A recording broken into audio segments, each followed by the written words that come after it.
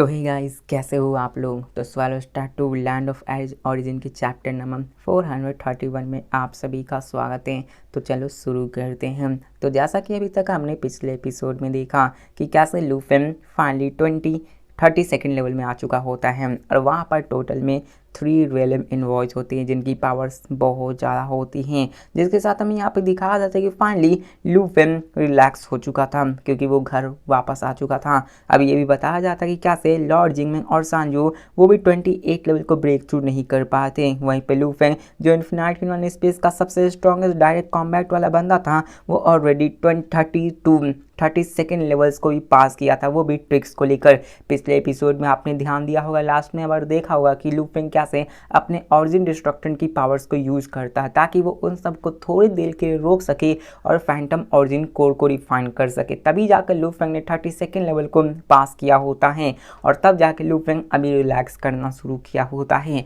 फिर से हमें वही पुरानी बात बताई जाती है कि यहाँ पे 2 तरीके होते हैं फैंटम ऑरिजिन कोर को रिफाइन करने के। या तो पहला कि रियलम इन्वॉइस को पूरी तरीके से डिफीट कर दो और फैंटम ऑरिजिन के ऊपर मार्क लगा दो। दूसरा ये कि आपको ट्रिक्स लगाने होंगे, जैसे वहाँ पे आप रियलम इन्वॉइस को कंफ्यूज कर दो, कैसे भी रोक दो और फिर जाके उस फैंटम ऑरिजिन के ऊपर उसके ऊपर अपने मार्क्स को लगा दो। दोनों तरीके एक जैसे ही होते हैं, लेकिन पहला लड़कर और दूसरा भागकर करना होता है। जिसके साथ यहाँ पे लूफिन क्या था कि मैं ऑलरेडी इस 32nd लेवल पे ही आके ट्रिक्स को यूज़ कर रहा हूँ। ये एडवांटेज मेरी नहीं है बल्कि ये मेरी डिसएडवांटेज को शो कर रही हैं। और लूफिन क्या था कि अगर मैं 32nd पे ही ऐसा कर रहा हूँ तो पता नहीं 33rd लेवल पे मेरा क्या हाल होगा। अब यहाँ पे लूफिन 32nd लेवल पे ही रह जाता है, वो 33rd लेवल पे नहीं जाता है क्योंकि वो यहाँ पे अपने कॉम्बैट टेक्निक्स को और भी रिफाइन करना चाहता था। वो अपने इस कॉम्बैट एक्सपीरियंस को प्रीवियसली पूरी तरह से अपने माइंड में लाने लगता, उसको समझने लगता कि वहाँ पे उसने क्या क्या गलतियां की होती, अपने फ्लॉज को सुधारना शुरू कर देता है। जिसके साथ बताया जाता है कि लूफिन वहाँ पे एक एपोज तक रहता है। वहाँ पे एक एपोज के दौरान वो रियलम इन्वॉइस से भी फाइट किया करता था ताकि अपनी पावर्स को और भी अच्छे तरीके से जाना जा सके। जिसके साथ फाइनली वहाँ पर वो एक एपोज बिताता है, वहाँ की यूनिक मटेरियल्स को कलेक्ट करता है, जितने भी ट्रेजर्स बेस्ड मटेरियल्स थे उन सभी को लूट लेता है और फाइनली लूफिन 33rd लेवल की ओर इंटर करता है। वो फाइनली उसमें जाता है वहाँ पर अपने आप को टेस्ट करने के लिए कि वहाँ पर आखिरकार किस तरीके के पावर्स मौजूद हैं। जिसके साथ फाइनली लूफिन 33rd लेवल में एंटर करता है। जैसे यहाँ पे लूफिन 33rd लेवल पे एंटर करता है, 33 लेवल पे एंटर करता है, तो वहाँ पे जितने भी बैंक्स होते हैं जो कि यार लूफिन को देख रहे होते, लूफिन पे नज़र बनाए रखे होते कि लूफिन क्या क्या कर रहा है, उन सबको पता चल जाता है कि लूफिन 33rd लेवल पे एंटर कर चुके हैं। जिसके साथ यहाँ पे वो सोचने लगते हैं कि आखिरकार एबिस ऑफ डिस्ट्रक्शंस के पास कितने लेवल्स हैं, क्योंकि अभी ही लूफिन 33rd लेवल पे आ चुका होता है। तो वो लोग भी कंफ्यूज थे और वो भी काफ़ी जानना चाहते थे कि आखिरकार इसमें कितने ज़्यादा लेवल्स मौजूद होते हैं। एंसेस्टर्स और लॉर्ड्स दूर से ही इन सारी चीज़ों को देख रहे होते हैं। अब ये भी बताया जाता है कि जितने भी लिविंग बीइंग्स एबिस ऑफ डिस्ट्रक्शंस के अंदर वेंचर करते हैं वो सिर्फ एंडलेस एनर्जी को ही सेंस कर पाते हैं। वो देख पाते कि यहाँ पर ये बियॉन्ड है, यहाँ पे ख़त्म ही नहीं हो रहा है, कुछ भी नहीं, मतलब कि वो पूरे अंदर तक नहीं देख सकते थे। बस उन्हें लगता था कि यहाँ पे ना ख़त्म होने वाली चीज़ है, उसका कहीं ना कहीं अंत होगा, लेकिन उसके अंदर से उन्हें काफ़ी भयंकर वाली एनर्जी हमेशा ही महसूस हुआ करती थी।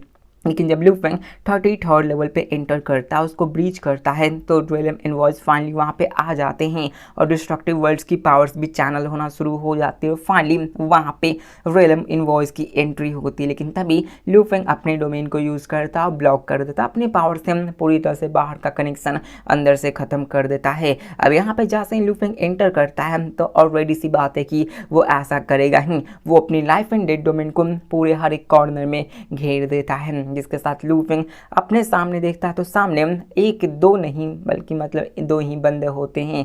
3-4 तो पहले थे, 32nd लेवल्स में थे और यहाँ पे अभी 2 होते हैं जो कि लूफिन की तरफ और लूफिन उसकी तरफ देख रहे होते हैं। अब इसी के साथ हमें दिखाया जाता है कि उन दोनों में से एक बहुत बड़ा बंदा होता है जो कि जॉन गॉड एम्पर की ज़्यादा ही रिजेंबल्स कर रहा होता है और उसकी बॉडी तो और भी ज़्यादा मैसिव थी, जॉन गॉड एम्पर से भी ज़्यादा, और उसकी अपनी स्केल्स जेट ब्लैक में कवर होती हैं। उसी के साथ हमें ये भी बताया जाता है कि उसके अंदर से टेरिफाइंग पावर्स रेडिएट हो रही होती हैं, जिसके साथ हमें ये दिखाया जाता है कि दूसरा कोलोसल फ्लेम बर्ड होता है। अब जब अपने विंग्स को फैलाता है तो उसकी विंग्स पूरे के पूरे entire 33 level of chaos destructions को ही अपने ऑरा से घेर लिया करता था। उसके एंडलेस फ्लेम्स लू फेंग के लाइफ एंड डेथ डोमेन के ऊपर अपनी प्रभाव डालना शुरू करती है। और यहाँ पर यह भी बताया जाता है कि जब उसकी खुद की फ्लेम की डोमेन अपने लू फेंग के लाइफ एंड डेथ के डोमेन से टच होती थी तो अपने लू फेंग की डोमेन कहीं ना कहीं वीक पड़ती नजर आ रही होती है, जिसके साथ लू फेंग कहता कि मैंने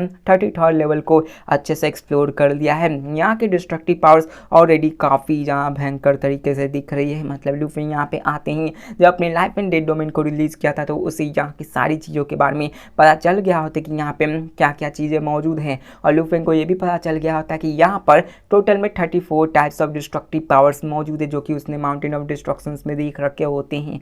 और मोर ओवर यहाँ पे सिर्फ 2 रियलम इन्वॉल्व ही हैं। मैं आपको बता दूं कि यहाँ पर जितने भी टोटल लेवल से वो सिर्फ 34 लेवल से माउंटेन ऑफ डिस्ट्रक्शंस में आपने इसको देख रखा है, क्योंकि टोटल में 34 टाइप्स ऑफ डिस्ट्रक्टिव पावर्स है और हर एक लेवल एक एक डिस्ट्रक्टिव टाइप्स के पावर्स को रिजेंबल किया करता था। और यहाँ पर 2 है तो 34th लेवल में हमें एक देखने को मिलेगा और लास्ट में आते आते आपको 34th लेवल की भी एक झलक मिल जाएगी, जिसके साथ यहाँ पे हमें दिखाया जाता है कि लू फेंग इन सब के बारे में बात करने लगता है और वही सब बकवास होती है जिसको कि मैं स्किप कर रहा हूँ। जिसके साथ लू फेंग अपने ओपोनेंट्स को स्कैन करने लगता है, ऑब्जर्व करने लगता है और वो कहता है कि ये दोनों रियलम इन्वॉइस, इनकी पावर्स, इनकी ऑरा तो बहुत ज़्यादा टेरिफाइंग है। इनमें से हर एक की पावर्स मुझे मैच करती हैं। मतलब यहाँ पे लू फेंग की फाइट खुद से हो रही है, वो भी 2 लू फेंग की फाइट हो रही है, जिसके साथ हमें बताया जाता है कि एक तो डार्कनेस को रिप्रेजेंट कर रहा था, वहीं पे दूसरा तो फ्लेम को रिप्रेजेंट कर रहा होता है और दोनों अपने डिस्ट्रक्टिव पावर्स को अलग अलग लेवल पे मैनिफेस्ट कर रहे होते हैं।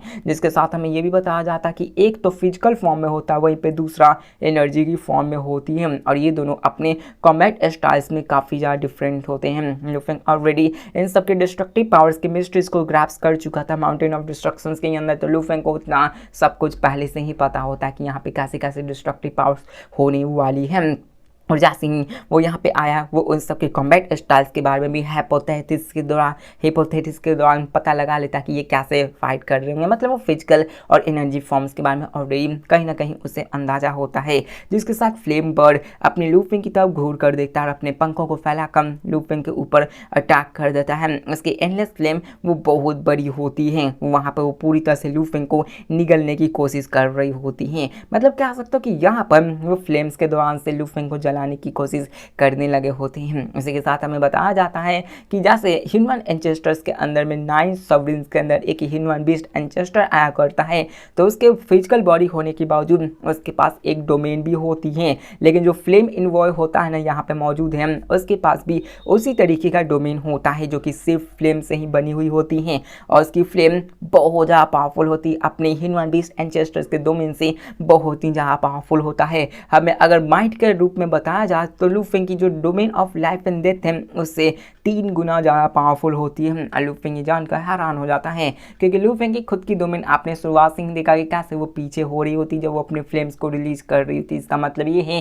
कि यार वो पहले से ही पावरफुल थी, लेकिन हमें बता दिया जाता कि वो डोमेन अपने लू फेंग के डोमेन से 3 टाइम्स ज़्यादा पावरफुल होती है, जो कि सच में काबिल तारीफ के लायक है। जिसके साथ हमें यहाँ पे दिखाया जाता है कि लू फेंग वो अभी ब्लड कलर रॉब में पूरी तरीके से दिखा हुआ आता है। वहाँ पर लू फेंग के ऊपर प्रोटेक्टिव एनर्जी लेयर्स भी लगी हुई होती है जो कि उन फ्लेम से लू फेंग को बचा रही होती है, क्योंकि डोमेन तो यहाँ पे कोई काम नहीं कर रही थी, बस वो एनिमीज को अंदर देखने से रोक रही होती है और बस लू फेंग के ऊपर की प्रोटेक्टिव लेयर्स थी उसको बचा रही होती है। जिसके साथ ब्लैक विंग्स वाला जो डार्क इन्वॉय होता है वो भी अपने लू फेंग के ऊपर अटैक कर देता है और एक झटके में वो लू फेंग के सामने आ जाता है और एक मैसिव पाम से लू फेंग के ऊपर अटैक करता है। बुम, बहुत बड़ा धमाका होता है। अब इस धमाके से लू फेंग 2 कदम पीछे हो जाता है। लू फेंग की जो प्रोटेक्टिव एनर्जी लेयर थी वो भी बहुत तरह से कह सकते हो कि टूटना शुरू हो जाती है और लू फेंग की जो अंदर फ्लेश और बोन्स थी वो भी इस टेरिफाइंग फोर्स को विथस्टैंड कर देती है। लेकिन हमें पता चलता है कि लू फेंग को उससे ज़्यादा फर्क नहीं पड़ता। लू फेंग भले ही 2 कदम पीछे हुआ था जो कि बहुत बड़ी बात मानी जाएगी, लेकिन फिर भी उसमें लू फेंग की खून बस थोड़ी सी ही निकली होती है। जैसे आयरन मैन और थानोस की फाइट हुई थी, तो कैसे आयरन मैन ने अपनी पूरी जी जान लगा दिया था थानोस की एनर्जी को डिप्लीट करने, खून निकालने के लिए, वैसे यहाँ पर भी हुआ था। बस लू फेंग की ज़्यादा बूंदागिरी होती हैं। अब भले ही उन सब की डिस्ट्रक्टिव पावर्स लू फेंग के जैसी हो, लेकिन लू फेंग के पास एक हायर फैक्टर ये है कि उसकी बॉडी वो काफ़ी ज़्यादा पावरफुल है, रेजिलियंट है, उसमें लाइफ फोर्स ज़्यादा है, इसलिए वो उसको विदस्टैंड कर लिया होता है। अब यहाँ पे लू फेंग उसके अटैक को देख कर कहता कि ये तो सच में काफ़ी अच्छी अटैक मानी जाती है। अब हमें ये भी बताया जाता कि क्यों क्यों लू फेंग के ऊपर वो अटैक लगी, क्योंकि यहाँ पे लू फेंग वहाँ पे ऐसे ही खड़ा था, वो ये देखना चाहता था कि एनिमीज की पावर्स कैसी हैं, आखिरकार एनिमीज की पावर्स कितनी ज़्यादा है और उसकी वीकनेस क्या क्या हो सकती है। इसके साथ लू फेंग इंस्टेंटली कहता है कि एक मैसिव बॉडी, लेकिन इन सब की बॉडी इतनी बड़ी होने के बावजूद ये काफ़ी ज़्यादा फास्ट है, जो कि मेरे पावर्स को राइवल कर ही दे रही है। लेकिन इस फ्लेम डोमेन सप्रेशंस की वजह से मैं डिसएडवांटेज में हूँ। दो बॉडीज़ थी जिसकी वजह से लू फेंग को बहुत ज़्यादा प्रॉब्लम हो रही थी। एक तो फ्लेम वाला डोमेन रिलीज कर रहा था, एक तो अटैकिंग में भी बहुत ही काबिल तारीफ से अटैक कर रहा था। तो दोनों की कॉम्बिनेशन लू फेंग के ऊपर कहीं ना कहीं डिसएडवांटेज फेस करने को कह रही थी। और बूम बूम बूम धमाके होने लगते हैं। डार्क इनवॉइस वहाँ पे लू फेंग के ऊपर अटैक्स करना शुरू कर देते हैं और हर एक स्ट्राइक्स लू फेंग की पूरे बॉडीज को कवर कर रही होती हैं। लू फेंग अपने ब्लेड्स को यूज करके उनसे लगातार फाइट करने लगता है, जिसकी वजह से डार्क इनवॉइस वो भी खून से लथपथ होना शुरू हो जाता है। लेकिन वो जैसे जैसे जख्मी होता जा रहा होता है उसकी बोन्स उतनी ही ज़्यादा हील होती जा रही होती, क्योंकि यहाँ पे डिस्ट्रक्टिव वर्ल्ड पावर्स की एंडलेस सप्लाई होती है, जिसकी वजह से लू फेंग उन्हें कभी भी कंप्लीटली मार ही नहीं सकता है। जिसके साथ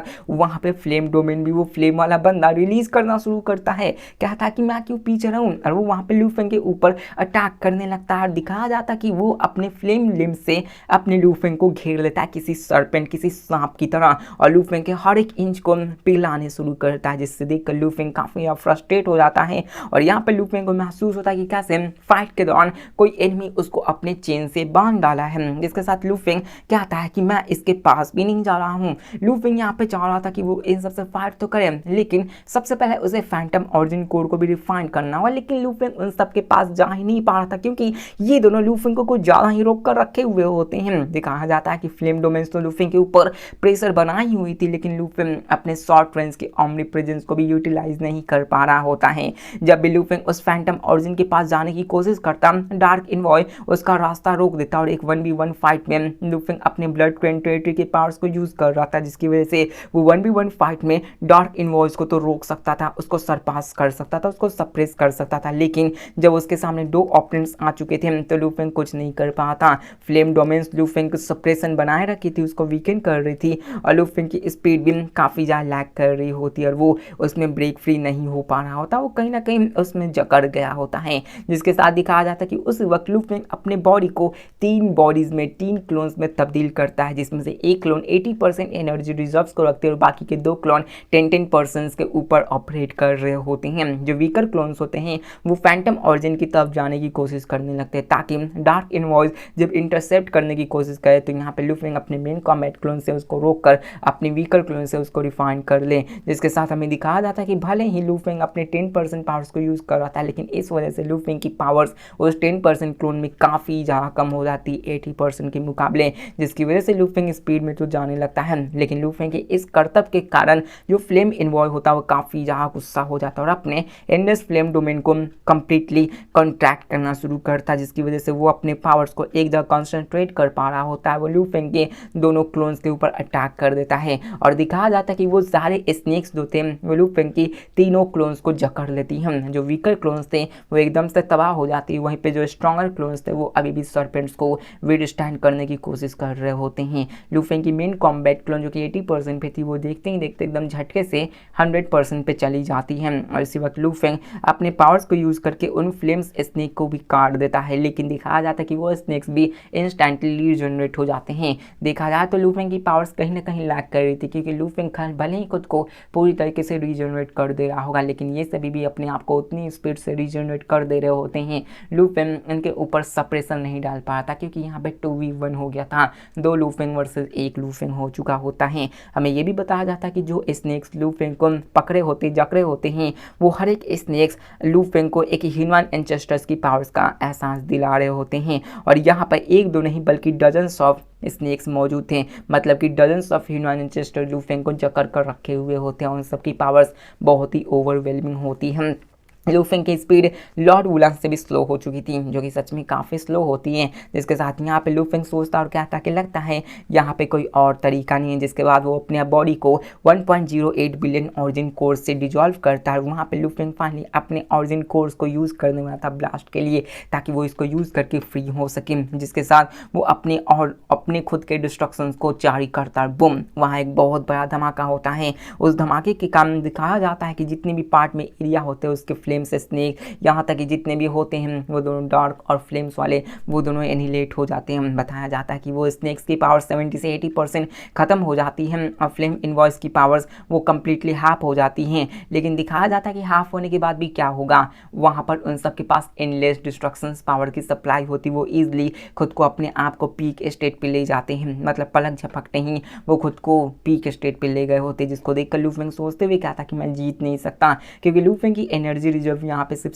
20% ही रह जाती हैं। और एक चीज़ आपको याद होनी चाहिए कि लूफिंग जब 80% पे था वो बहुत ही जल्दी 100% पे चला गया था, लेकिन 20% पे रहने की वजह से लूफिंग की जो रिजनरेटिव कैपेबिलिटीज़ होती वो काफ़ी ज़्यादा कम हो जाती हैं, जिसकी वजह से लूफिंग उतनी फास्ट नहीं रिजनरेट कर सकता था, जिसकी वजह से लूफिंग को यहाँ रिट्रीट करना पड़ता है और वो फाइनली 32nd लेवल में फिर से वापस आ जाता है और उसके पास कोई भी ऑप्शन नहीं होता है। अब यहाँ पे लूफिंग के पास एक ही तरीका था कि उसे फैंटम ऑरिजिन के पास जाना होगा, तभी वो उन सबको कंट्रोल कर सकता, तभी वो उस लेवल को पास कर सकता है। जिसके साथ हमें सारे एंशिएंट बीइंग्स को दिखाया जाता है, जो कि लूफिंग को सेंस करता है कि कैसे लूफिंग वापस 32nd लेवल में रिटर्न कर चुका है। वहाँ पर 33rd लेवल वो फाइनली काम डाउन हो चुकी है। एंशिएंट वन सेंस करते हैं कि जो 33rd लेवल वो पहले इतना ज़्यादा ट्रैंक्विलिटी में था, इतना तबाही में चल रहा था, वो अब फाइनली शांत हो चुका है। जिसके साथ वो अंदाज़ा लगाते हैं कि 33वां लेवल में लूफिंग को काफ़ी ज़्यादा डिफिकल्टी फेस करने को मिली होगी, यहाँ तक कि लूफिंग फेल भी हो गया,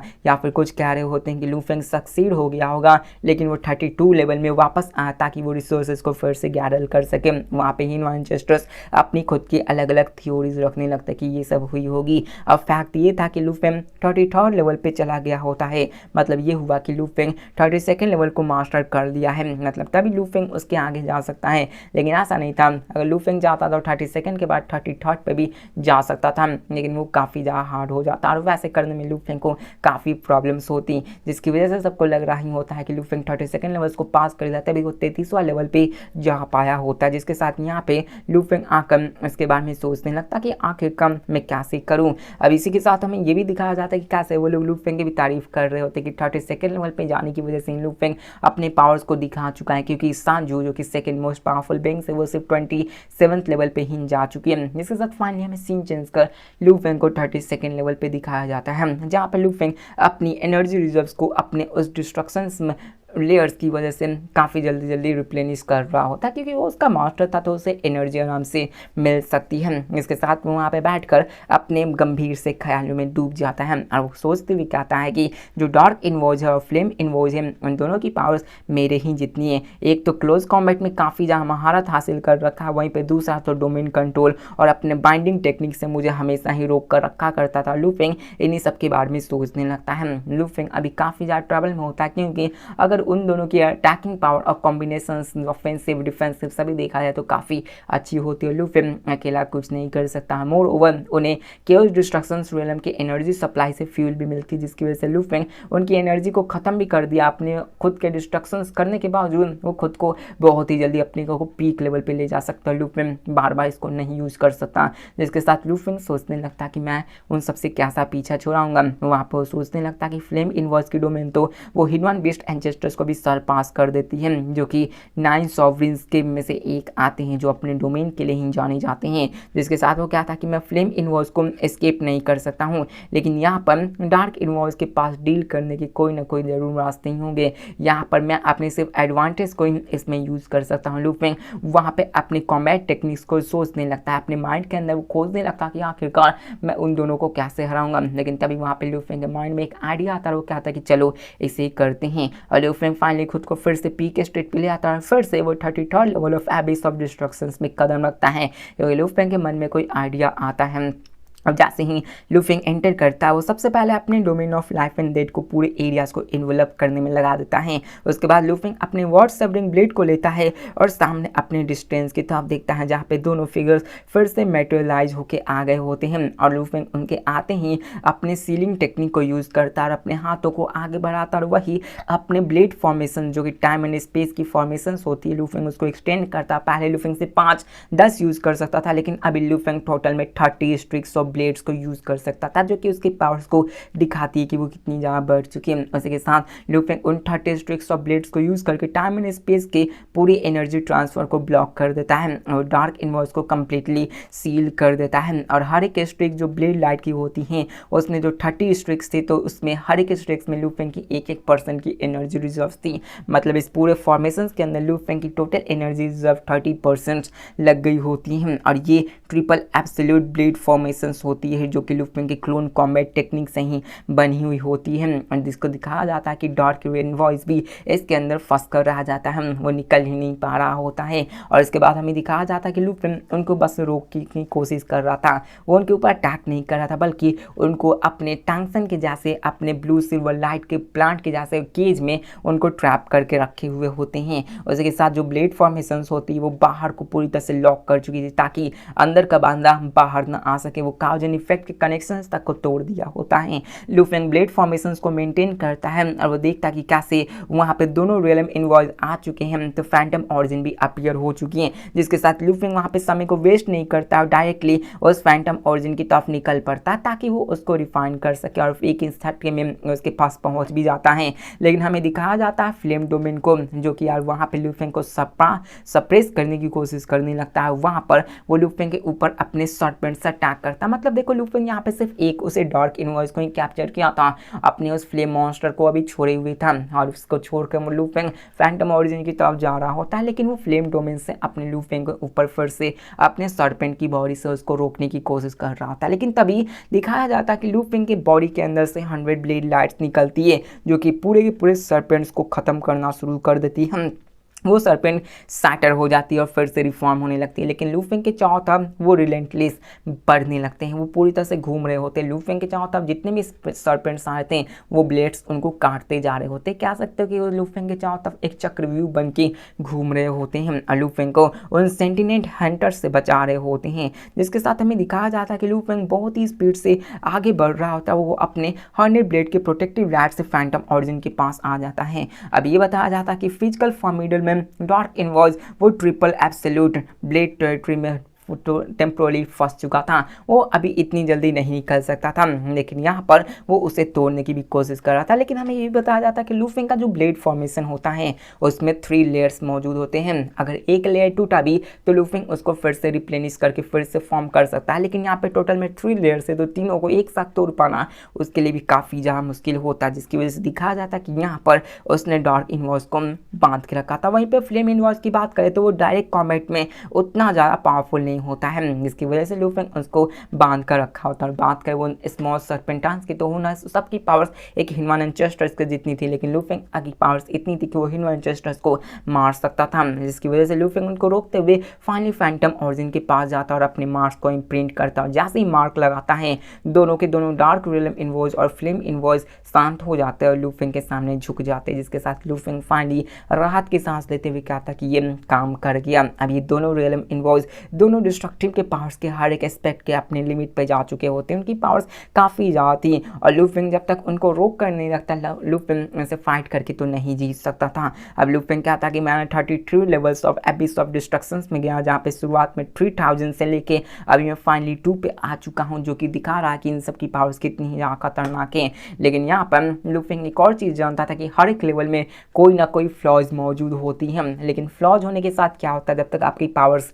सफिशिएंट ना हो, क्योंकि 28 लेवल में ना ही जिंग मैंग और ना ही सांजू पास कर पाए, जबकि यहाँ पर उस लेवल में भी फ्लॉज मौजूद थी जो कि ये डिमॉन्स्ट्रेट करती कि हर एक लेवल्स काफ़ी ज़्यादा पावरफुल है, आपके पास एक प्रोफाउंड टेक्निक होनी ही चाहिए। लूफिंग बात करें तो लूफिंग वहाँ पे एक को कब्जे में किया था और एक को अपनी डिस्ट्रक्टिव पावर से रोक के रखा था, तभी वो वहाँ पर उस फैंटम ऑरिजिन कोर को रिफाइन कर पाया था, जिसके साथ लूफिंग क्या था कि मेरी कैलकुलेशंस के अनुसार 34th लेवल है तो उसमें सिर्फ एक ही रियलम इनवॉइस होनी चाहिए और उस रियलम इनवॉइस के अंदर अपने वर्ल्ड पावर ऑफ मतलब उसके पास सारी पावर्स होंगी जो कि अभी तक हमने देखी हैं। मतलब 1 से 33rd लेवल पे जितनी भी पावर्स अभी तक हमने देखे वो 34th लेवल में होनी ही चाहिए, और इस थॉट से लू फेंग नेक्स्ट लेवल में चला जाता है। और इस समय दिखाया जाता है कि जिस भी मूवमेंट पे जितने भी पर्सन देख रहे होते सभी को पता चल जाता है कि लू फेंग 33rd लेवल को क्लियर कर चुका है और वो 34 लेवल में इंटर कर चुका है, जिसके साथ फाइनली हमें सीन चेंज कर अपने इस एबिस ऑफ डिस्ट्रक्शंस के आखिरी लेवल का सीन दिखाया जाता है जो कि होता है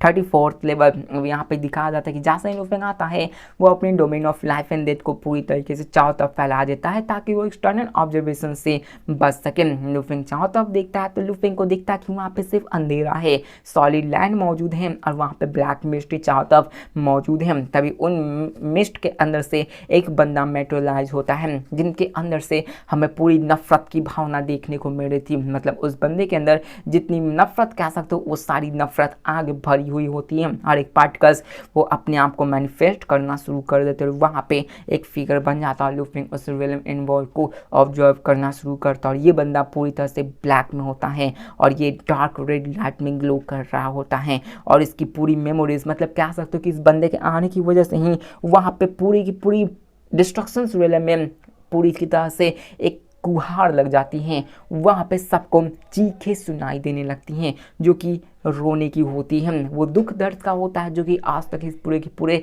जगह पे हो चुका है। और जैसा कि आप जानते हैं कि एबिस ऑफ डिस्ट्रक्शंस उन्हीं नफरत से बनी हुई है, उन्हीं दुख दर्द से बनी हुई है जिसकी वजह से ये इतना ज़्यादा पावरफुल होता है। और तभी वो बंदा अपने आप को मेटेरियलाइज करके लू फेंग के सामने खड़ा कर देता है और लू फेंग फाइनली समझता है कि जो मैंने सोचा था कि एक ही होगा तो यहाँ पे एक ही होगा। लेकिन इसी के साथ हमें दिखाया जाता है कि जो वहाँ पे होता है ना बंदा, वो वहाँ पे फाइनली स्पीक करता है। मतलब जो अभी तक हमने देखा रियलम इन्वॉल्व्स को वो बोला नहीं करते थे, वो बस अटैक किया करते थे, लेकिन कहीं ना कहीं उसमें भी इमोशंस हुआ करते थे क्योंकि जब भी लू फेंग अटैक किया करता था तो वो भी लू फेंग के अटैक से थोड़ी ना कहीं सरप्राइज हो जाते थे जो कि उनके इमोशंस को दर्शाता था। लेकिन जैसे ही लू फेंग 34th और लास्ट लेवल में गया तो वहाँ पे जो रियलम इन्वॉल्व होता है वो सच में बातें करता है और वो बोलता है लू फेंग से कि ये एबिस ऑफ डिस्ट्रक्शंस का सबसे डीपेस्ट लेवल है। वहाँ पर वो हुडेड फिगर कह सकते हो किसी डेमन के जैसा लग रहा होता है, वो अपने लू फेंग से कह रहा होता है, वो ये भी कहता है कि मैं अपनी क्रिएशन से ही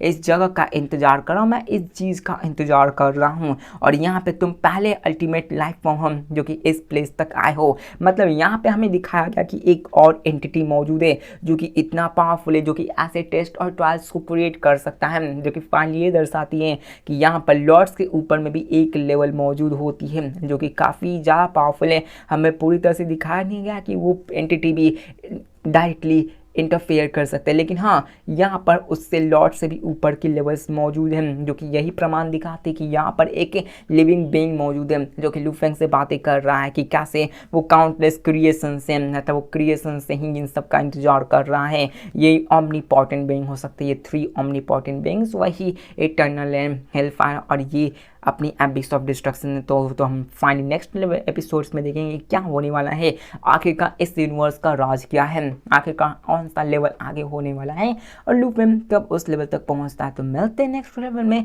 एपिसोड में, तब तक के लिए बाय।